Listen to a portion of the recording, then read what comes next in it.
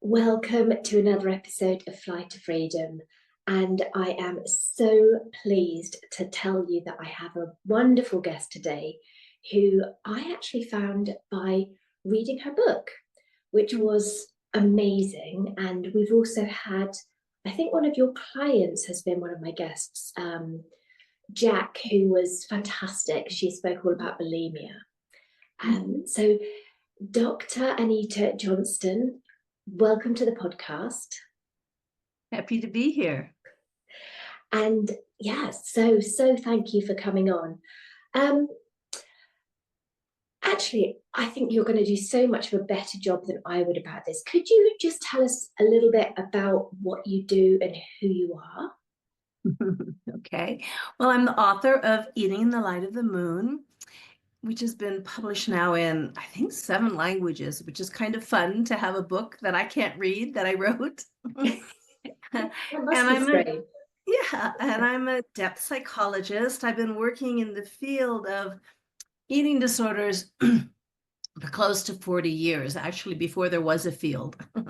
And so way Wow. back then, we were all just trying to figure this out as best we could to see what was going on. I'm the executive clinical director of Aipono, Hawaii, which is my residential eating disorder program in Maui.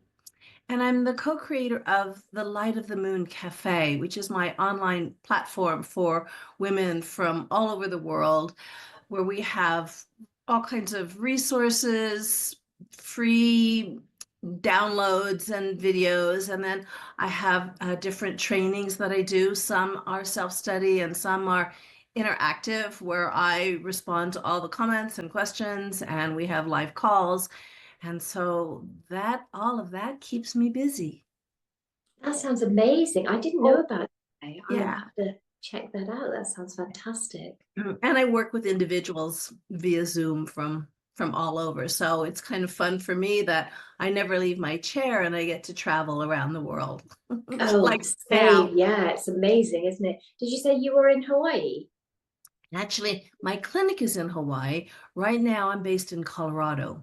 Ah, So okay. before COVID, I was going back and forth every other month. But then when COVID hit, everyone got used to doing Zoom. So I run treatment team meetings and run my groups from here. Amazing. What time of day is it there right now? Right now, it's 9 a.m. Ah, it's 4 In p.m. here. Hawaii, it would be 6 a.m.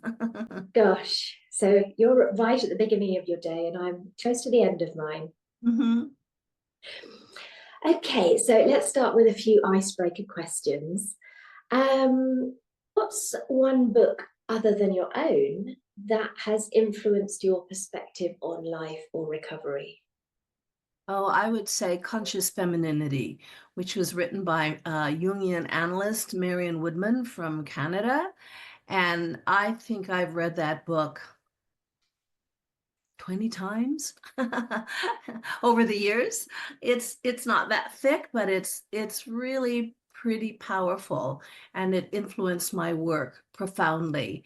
She shares some of her own experiences with the whole range of disordered eating, from anorexia to compulsive overeating, but also her work with looking at it through the lens of metaphor and story. So that kind of launched me.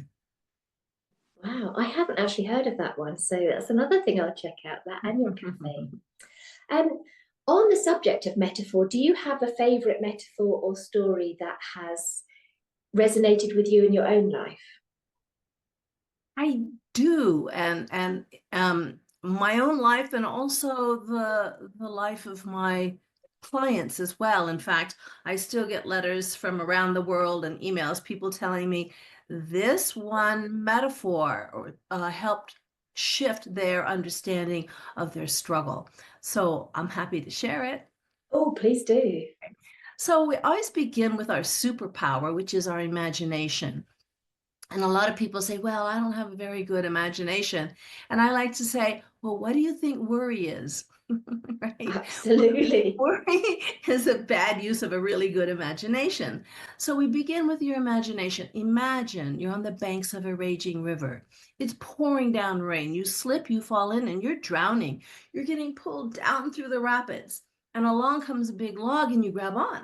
And that log saves your life. It keeps you from going down those rapids where surely you would have drowned. And eventually it carries you to a place in the river where the water is calm.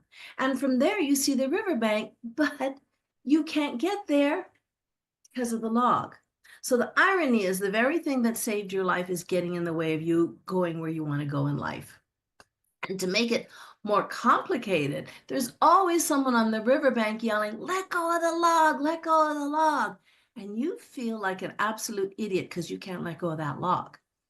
Well, the way I see it is letting go of that log may not be the very best thing to do initially. Because what happens if you let go, start to swim to shore, get halfway there and realize, oh, shoot, I don't have the strength to make it. Well, that means you don't have the strength to make it back to the log either, and you're really sunk. So I believe all of us have a wise part of ourselves that will not let us let go of anything until we're ready. So what do you do instead? Well, you let go of the log and you try floating. And when you start to sink, you grab back on. And then you let go of the log and maybe you practice treading water. And when you get tired, you grab back on. Then you let go of the log and you swim around it once and then grab back on. Twice, grab back on. 10 times, 100 times, 200 times, whatever it takes to have the strength and confidence to make it to shore. Then you let go of the log. So with this metaphor, you can see I didn't even mention eating disorders once, right? I'm talking about a log and a river. However, what is embedded in the metaphor is, first of all, the feeling experience of struggling. It feels like you're drowning. And when you use metaphor, there's a big difference between saying, I have a lot of paperwork to do, and I'm drowning in paperwork, right? You really feel what that feels like, just to be pulled down. And so I'm also introducing the idea that whatever it is that someone's doing with food that's disordered in any way has a job to do. It has a function, a very important function, and it would behoove you to find out what it is. You see, it's easy to see what the eating disorder is doing to us, but what's it doing for you? And the reason why you need to understand that is if you're going to put it out of a job, you need to find out what his job is. And so also in this metaphor is this idea that there's skills that we need to develop in order to have the strength. And it's not a one-off thing like you do and say, okay, got it, I'm done. It's like, no, skills require repetition. And so all of that is packed into this one little metaphor. Absolutely. Literally the whole way through you talking about that, I was just like, that is the eating disorder. That's so much the eating disorder. And you're absolutely right. None of it is a one and done. You have to keep practicing, and you get a little bit stronger each and every time. Yeah. And it's totally doable, by the way. I've been doing this for so long. I know thousands of people who have totally, completely recovered from their eating disorder so that they're not struggling at all the rest of their life. So that is doable. But it takes a combination of insight, which is where you shift your perception and understanding, and skill building, which takes some practice. It really does. And I'm really pleased that you mentioned that it is so doable, because it really is. I mean, I'm absolute living proof of that. But so many people just feel like, I can't do it. I can't do it. I'm the one person that can't do it. Yeah, I know. And that's why when I'm working with somebody, I don't just tackle the eating disorder head on, because you run up against that. Well, everybody else can, but I can't.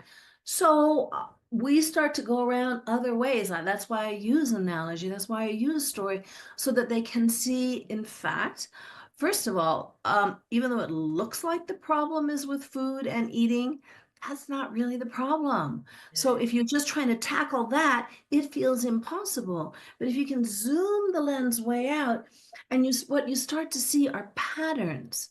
So for example, if someone is restricting their food, that is not the only thing they're restricting in their life.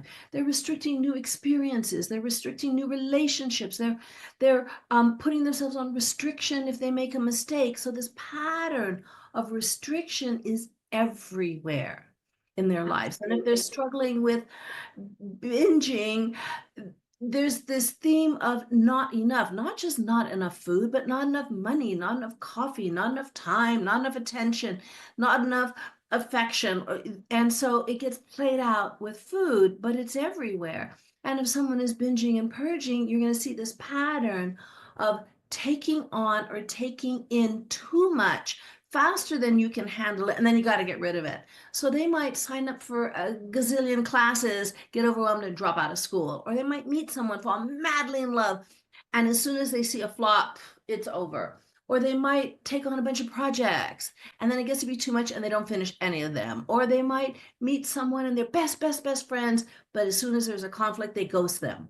So you see this, it's the patterns. And when you start to work with the patterns, and you start to clear them in other areas of their life, it affects what they're doing with food. And when you start to clear it with food, it affects what's going on in the rest of their life. And so the struggle often seems impossible if you're trying to white knuckle it with willpower. I love that. I love how you brought up the pattern, and it does show up everywhere in your life, and especially with feelings. Oh, especially with feelings. Yeah, because what I discovered is folks with the disordered eating are very emotionally sensitive and highly intuitive. And what that means is that something that may be no big deal to somebody else penetrates their very bones.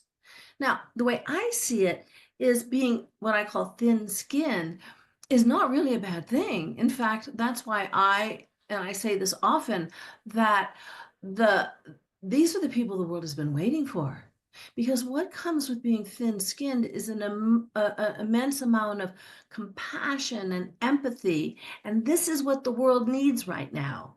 However, it is a problem if you are thin-skinned and you're born that way. You're born sensitive. Um, if there's nobody that teaches you how to handle this part of your nature, right?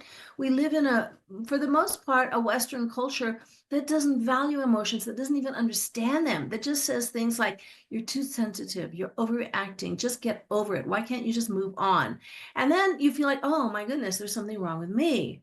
Whereas really, it's like you have this superpower, but it's kind of like a sword that you grab with the blade end. You don't know how to use it, and so it hurts you. And so, really understanding the nature of emotions, which is they're not things, right? You can't hold anger or sadness or love in your hands. They're waves of energy that have to move, and they're designed to flow through us, just like the waves in the ocean. They come in, they peak, and they pass. They come in, they peak, and they pass. And so what has to happen is you can't stop them, right? In Hawaii, we know if you went to the ocean with your boogie board and you stood there like this, right? You're going to get knocked on your butt. But if you understand, wait a minute, oh, if I turn around, I can ride this wave. Oh, here's another one. You ride that, and after a while, it even gets to be fun. And when the big set comes in, because it comes in for everyone, loss of a loved one, financial distress, medical crisis, you'll know how to ride them. And so one of the things that eating disorder tries to do is tries to block the emotion. And good luck with that. It's going to come out sideways because it's Yeah, energy. It has to move. absolutely. And I think we, as human beings, often believe our emotions mean something about us. They kind of define us in some way, but they're Mhm. actually just part of the human experience. And we Right. are all meant to feel all of them. And they're Mhm. just telling us something, they're messengers. Yes. And so, I think when you can get that perspective, and then you can ask yourself, okay, I'm feeling this way, rather than fighting the feeling. Say, I wish I weren't angry, but I'm angry. I wish I weren't sad, but I'm sad. I wonder why. I wonder what this is about for me. That's when the energy can start to move through you. And so I think understanding the nature of emotions, and that they are messengers, they're trying to tell us something. And here's where it gets to be really fun. A lot of times you don't know what you're feeling. You get the sensations in your body, and that's when people turn to eating behaviors or eating thoughts, disordered eating thoughts.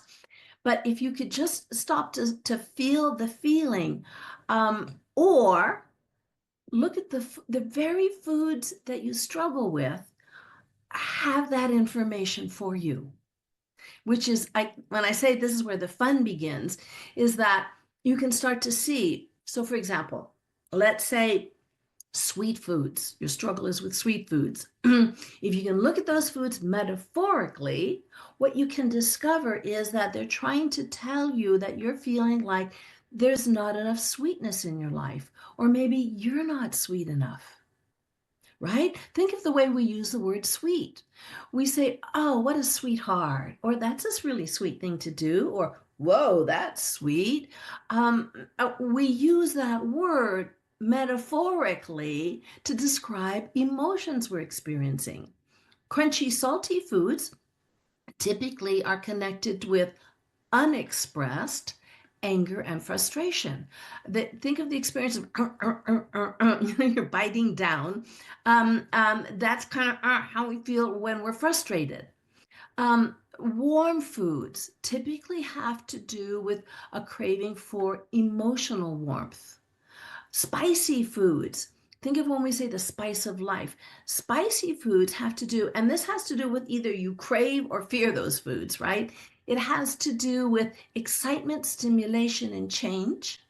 And chocolate, we know this from Valentine's Day, it's connected to love and romance and sensuality and sexuality. So the very foods you're struggling with are trying to point you towards the emotions you're struggling with. And then if you can kind of start to see that and then develop the skills you need to address those feelings so they can just keep on flowing, it's a done deal. So is this what you are calling the hidden language of eating Yes, disorders? exactly. Exactly. It's metaphor. The food is speaking to us and for us. If there's things that we're not expressing, we express it through the eating behaviors, metaphorically. That's absolutely fascinating. Isn't it? Yeah. And the thing is, once you get it, um, it makes you laugh. It's kind of funny, which is really important, because the recovery process can often be grueling and painful and difficult. So anytime you can bring joy into it, and I'll give you an example of how that works. I had a client and she was struggling with bulimia. So I said to her, I said, okay, if there were one food, just one food that you wish you could eat and there would be no consequences whatsoever, what would that food be? And she said, oh, it'd be vanilla ice cream with strawberries on top. So I said, well, I want you to imagine I've never ever had vanilla ice cream with strawberries on top, and you're going to describe it to me. And she said, well, it's sweet, it's smooth, and it's refreshing. Now, when we took a look at what was going on in her life, her boyfriend was accusing her of not being sweet enough. She'd just hit a rough patch with her parents that she was desperately wanting to smooth out. And she was in a dead end job in need of a refreshing change. One food was spelling it all out. Sometimes it's the language of the foods itself. So I had this client, she was struggling with compulsive eating, and she was an emergency room physician. And she came into our session and she was so upset with herself. She was beating herself up. She says, I can't believe what I did. It's so disgusting. I said, wow, what did you do? She goes, well, I came home from work and I was making dinner for my husband and myself. I made some chicken tenders. Excuse me. And before he got home, I ate them all myself. I can't even believe I did it. I'm so disgusted. I said, whoa, whoa, whoa, whoa. Let's roll the clock back. Let's see what was going on here. So you were working in the emergency room. What was it, a 12, 14-hour shift? She said, yeah. And I said, and you were tending to all kinds of physical and emotional pain, right? And she said, yeah. Excuse me. And so I said, so what do you think you were really hungry for? And she said, a hug. I said, yeah. You were tending to all of this when you needed some TLC, some tender, loving care, and instead you ate the chicken tenders. Now, this may seem strange, but those words were connected in her psyche. And as soon as that happened, as soon as the metaphor was on target, she laughed. She said, oh my gosh, that's true. So that's what happens when you connect with the truth beneath the struggle with eating. It's actually kind of funny. Amazing. I was just sat here thinking that one of the biggest things that I restricted when I was in the eating disorder was carbohydrates as a whole, but particularly bread. Bread. Mm-hmm. Mm-hmm. And I was just thinking, to me, bread is comfort food.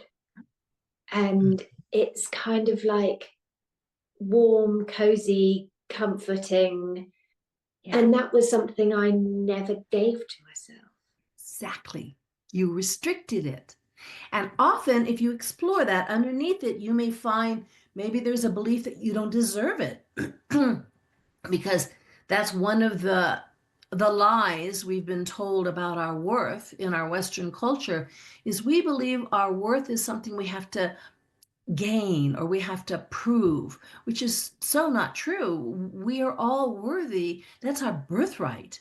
But what happens along the way in life, all kinds of things happen, and we start to think we don't deserve it. And then when we're feeling distressed, well, I don't deserve to be comforted. I don't deserve that because what have I done? It's not that bad, right? There's other people that are worse off than me. We kind of do this thing in our head.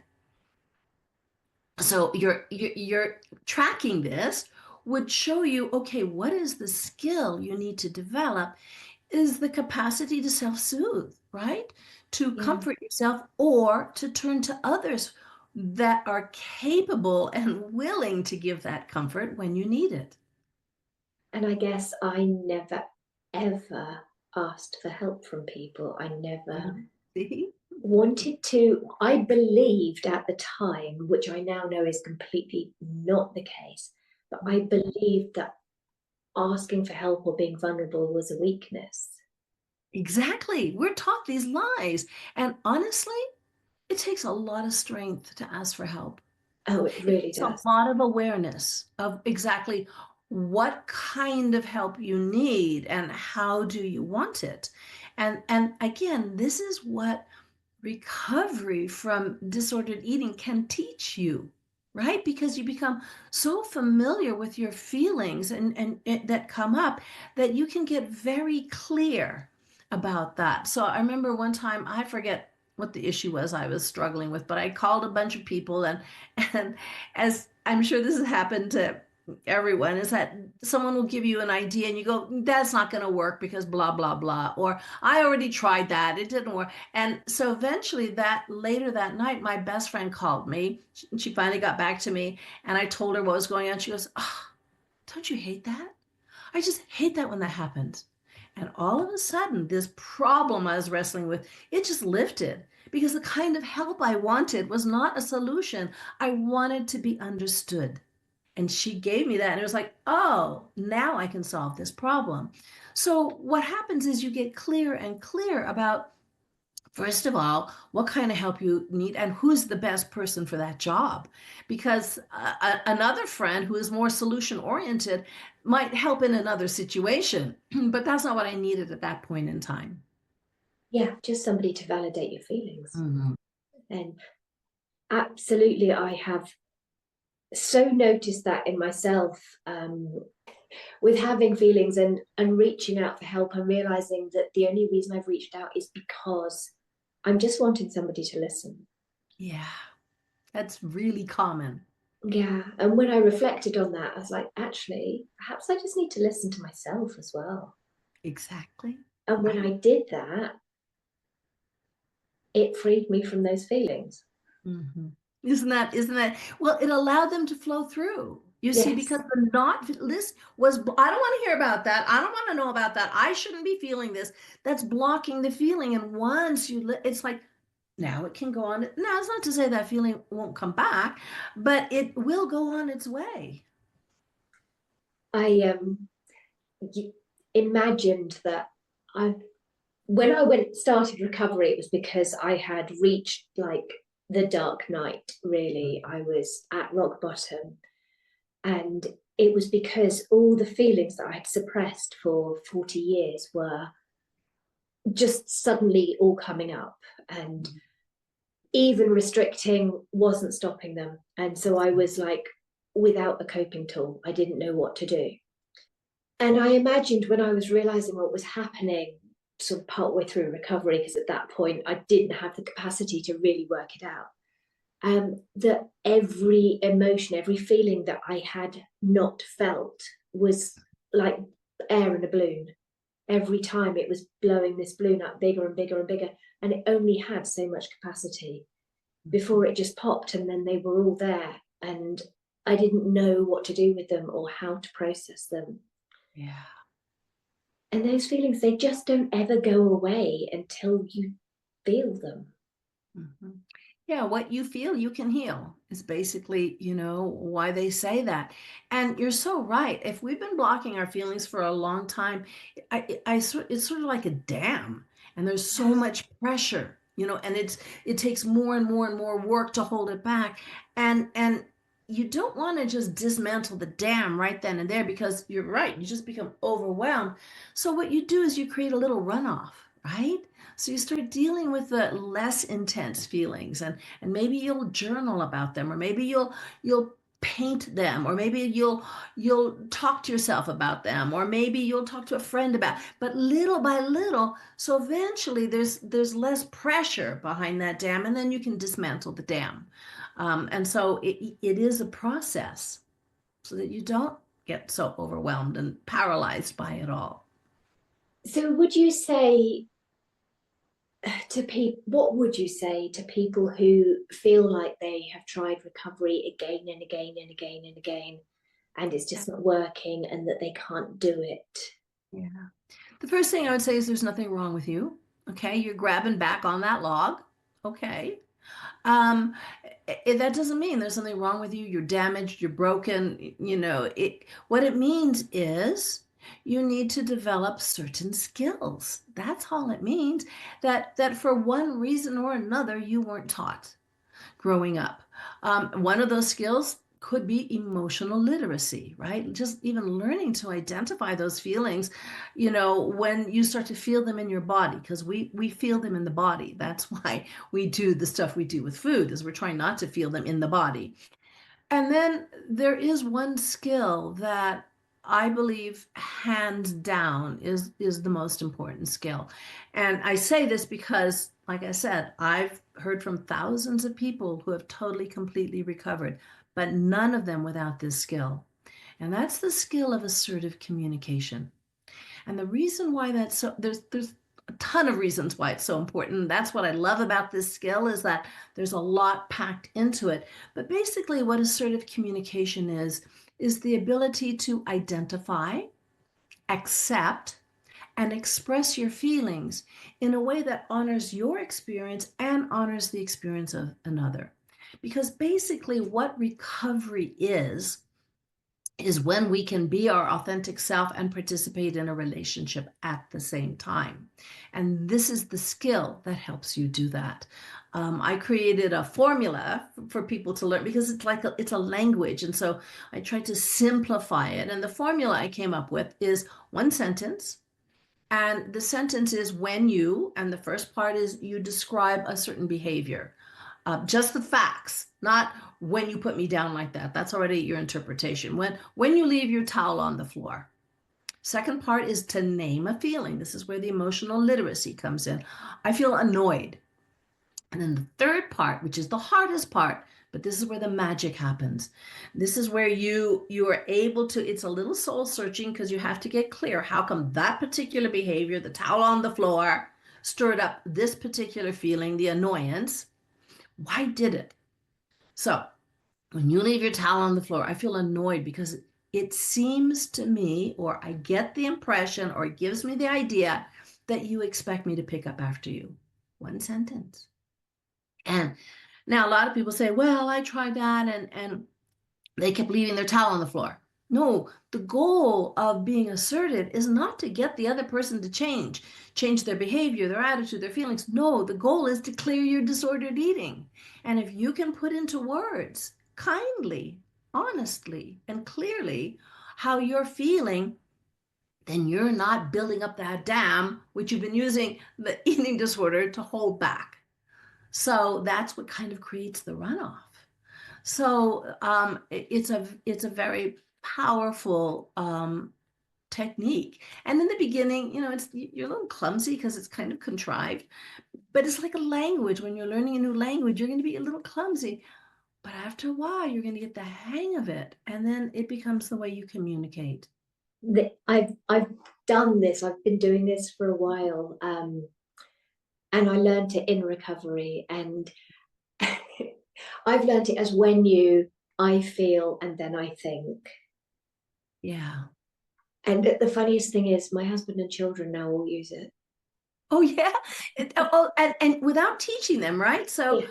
I remember one day my daughter, she was, I think she was like 10 or something, and she'd gone off to school, and I went into the kitchen, and there was a note she had left, and she said, "Mommy, when you said you would sign my permission slip and didn't, I felt mad because you broke your promise." And I went, oh my gosh, she's using the formula, right?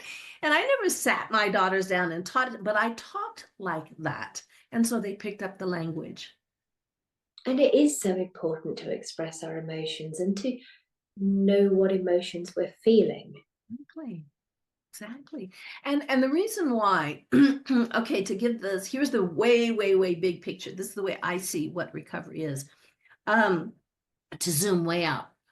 We're mammals, okay? And because we're mammals, we're born with a very powerful drive to connect and to attach to our caregivers.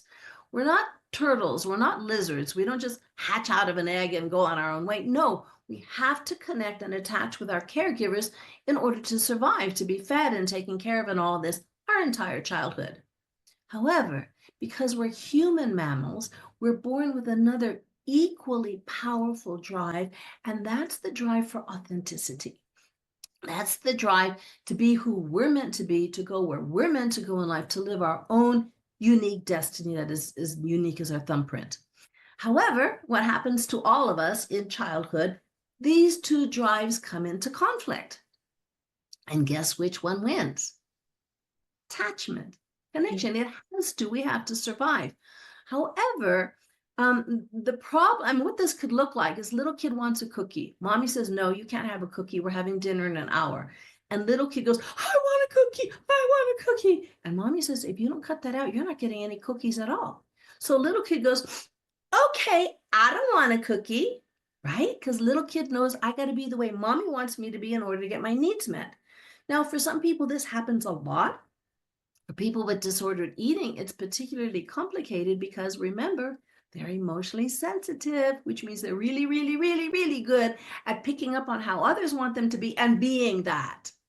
So then what happens is pattern gets created in childhood of whenever there's this conflict, attachment always wins. That pattern gets carried into adulthood when authenticity needs to win. This is your life, your own unique life. And so what has to happen, or what can happen is, let's say we say, okay, I can be myself as long as I'm by myself. And that's what the eating disorder does. It keeps a bubble around you that nobody else can get in. It is lonely. And so that feeds the eating disorder. Or we might enter a relationship, but leave a big chunk of ourselves at the doorstep. And then what happens is attention starts to build. So whenever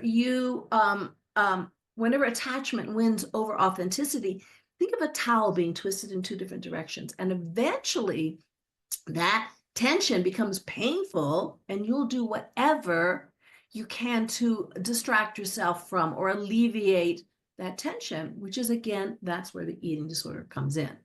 So recovery is actually the ability to participate in relationships and stay connected to your authentic self at the same time. And the assertiveness is the skill that allows you to do that. Part of it is finding who your authentic self is, though.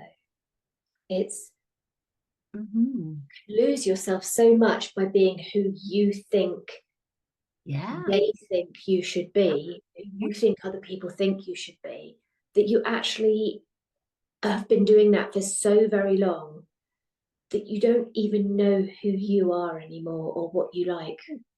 Right. I did that. I mean, I remember I had a boyfriend whose best friend was this other girl. And so because we used to hang out together a lot, and she lived in town, I lived out of town, so often I would spend the night over at her place if the four of us were going to do something. And so I started spending more and more time with her.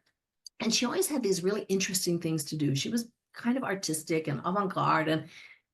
But I'll never forget, one day she said to me, "Well, Anita, what do you want to do?" I had no idea. I was so used to doing what she wanted, and it scared me. I mean, it really scared me. It was like, oh my gosh, I don't even know what I want to do. So I started trying to, say, well, let's do this. And turns out she was the kind of person that she didn't ever want to do what I wanted to do. So our relationship really was not sustainable.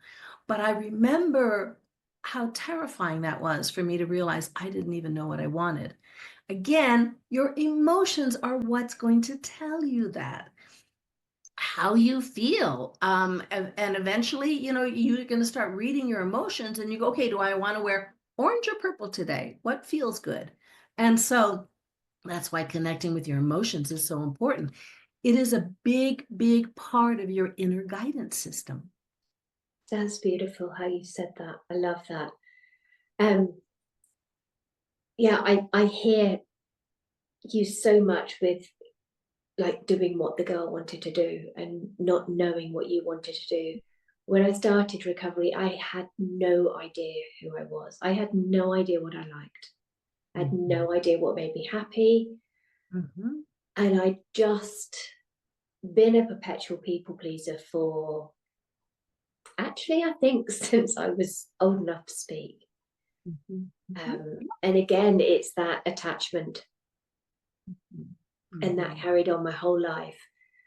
And it was frightening. It felt frightening. It felt overwhelming. But when I just started to do little bit by little bit, did I like that better? Did I like that better? Just taking it one step at a time, noticing each thing. How did I feel when I did that? How did I feel when I did that? And it builds up. And now it's really quite easy to know what I want and know what doesn't feel right. And interestingly, I can almost feel it in my body before my mind knows. Yeah, exactly. And that's why the questioning is more important than the answers. You're going to say, well, how do I feel about this? I don't know. That's fine. Is just keep asking the questions and eventually the answers will emerge. And it's totally fine to not know what you're feeling or being confused or having conflicting feelings. That's just part of the deal. Yeah. And you're absolutely right. Asking the questions about everything. Be curious all the time. When you get a feeling, what is this feeling? Why am I having this feeling? What's brought it on? Exactly. How is it serving me? How is it trying to protect me from something? And the more questions we ask, the more we learn about ourselves. You have to ask the questions with curiosity and compassion, not, why do I feel like this? Oh, yes. But, oh, I wonder why I feel like this. And I think the words "I wonder" are really helpful because that brings in the curiosity and the compassion. And compassion is so incredibly important, self-compassion, because that's again something that so many of us haven't used for so long. But it's And like a muscle. You use it and it gets stronger. uh, definitely what felt so uncomfortable and alien to start with Mhm. becomes your natural state. I guess just like learning to drive, the first day you sit behind the wheel of that car, it's terrifying. It is absolutely petrifying. I remember, well, it certainly was for me anyway. I remember Mhm. thinking, this is a killing machine. I Yeah. can't be left in control of this killing machine. What if this happens? What if that happens? And the Honestly, thing is, though, you couldn't drive by reading a book or watching someone else do it, right? no. It's a skill and it requires practice. Yeah. And do I ever think any of those thoughts when I get in the car now? Not at Mhm. all. In fact, Mhm. I Mhm. barely think about what I'm doing driving wise. It's just all automatic now. So, yeah, with practice, small steps, everything becomes so much easier and you get to completely change your reality. Mhm. Completely. Mhm. Sorry, I just got a bit lost. It's all right. Well, don't we do that? We just kind of wander along, right? It's Yeah. like, oh, So, what would you say are some of the most important recovery skills people can develop? well, I think interoceptive awareness, which is interoceptive awareness is the ability to read your body from the inside out. So when we say my head is pounding, my heart is racing, my stomach is growling, that's interoceptive awareness. So it's important because you have to learn your hunger and satiety signal. Excuse me. So I think that's important. Emotional literacy, as I mentioned, and assertiveness. I would like to add curiosity to Yeah. Yeah, that. you need curiosity for all of those. I Yes. wonder why my head is hurting back here, right? I wonder why my stomach is growling. I wonder why I'm so annoyed. And then the assertiveness is how can I express this in a way that is clear and kind?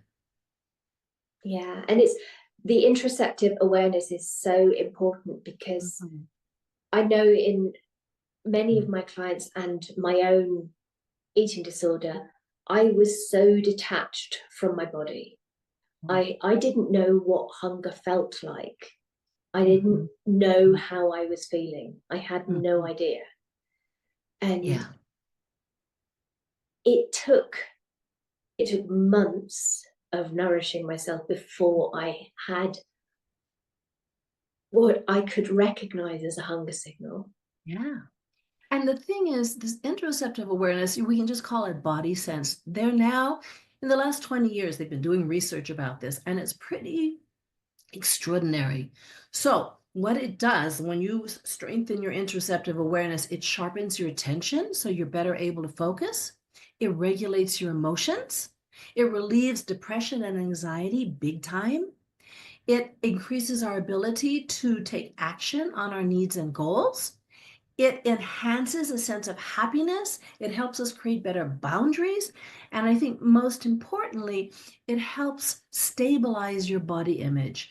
And a stable body image is when, regardless of what's going on in your life, you are connected with your body. So when your body image is unstable, what can happen is a comment from somebody else or seeing yourself in a photograph can send your sense of body image just plummeting.